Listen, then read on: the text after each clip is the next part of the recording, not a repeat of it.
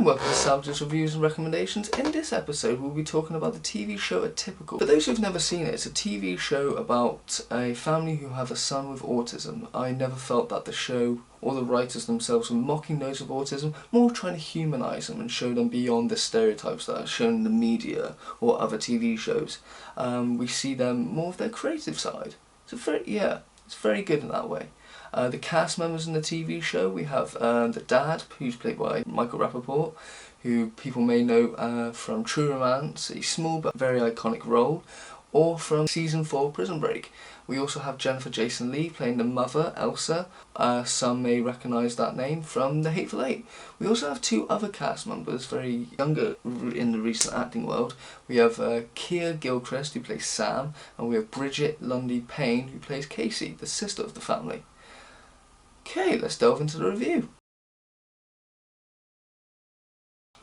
Now, Season 4, in my opinion, has its ups and downs. It starts off with very cliched storylines. We have the first episode where Sam moves in, struggles to fit in with his roommate because he's very laid back and relaxed, and so you have that type of cliched storyline of roommates not getting along because one's a stick up the arse and one's a laid back. And then we have, in that same episode, a character struggling to come out to their dad.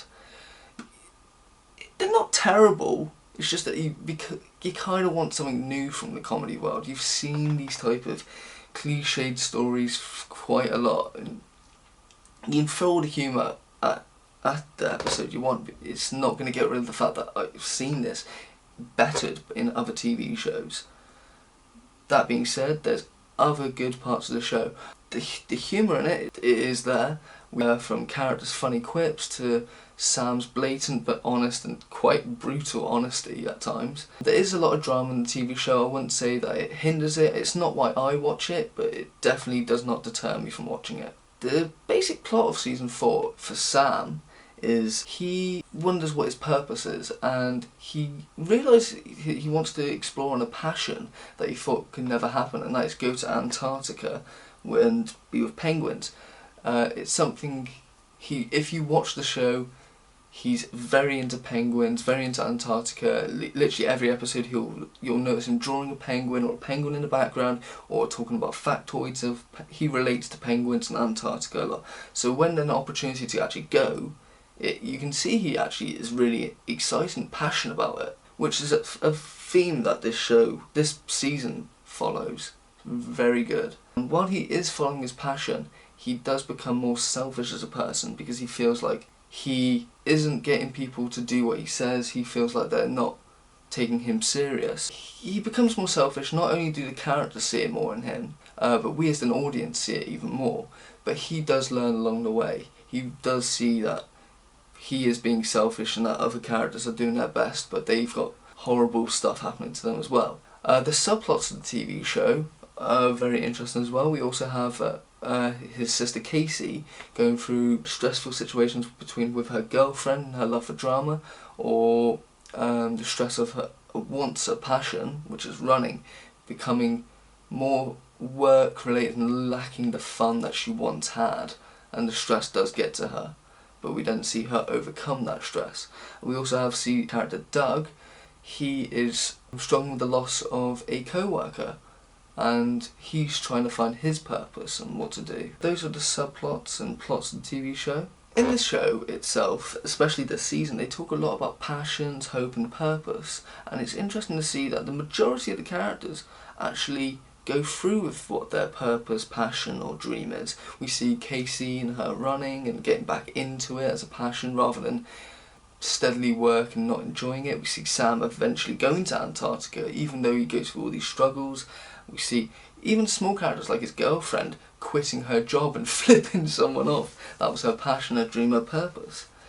Yeah, it's really interesting to see that, and it's nice to see that even though they go through the struggle, that they finally succeed, and also kind of just giving off the message to the audience that, again, it could be just me, that if you do put hard work and effort into it, you can accomplish your dream, passion, maybe even figure out your purpose.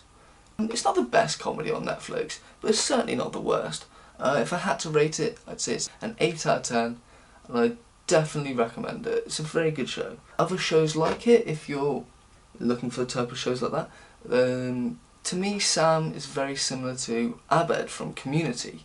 While in this TV show he says so many facts, factoids and little notes here and there about penguins and Antarctica.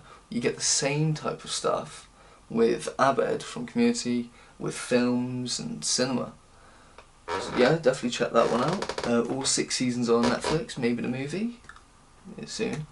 The show itself is so like Atypical, it's a family show, and it focuses on each character with their own individual stories, just like F is for Family, except Atypical doesn't need to use grotesque or shocking imagery to get the laughs. F is for Family, while it does do that, it's certainly not a bad thing. Very funny.